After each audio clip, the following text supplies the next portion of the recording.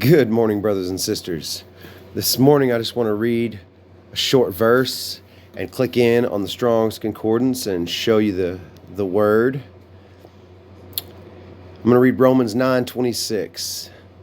And it shall come to pass that in the place where it was said unto them, Ye are not my people, there shall they be called the children of the living God. Children of the living God. The word huios, a son, a descendant. Properly, a son by birth or adoption. Figuratively, anyone sharing the same nature as their father.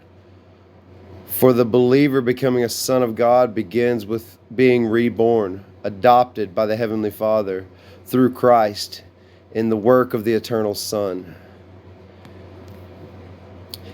In the New Testament, huios equally refers to female believers.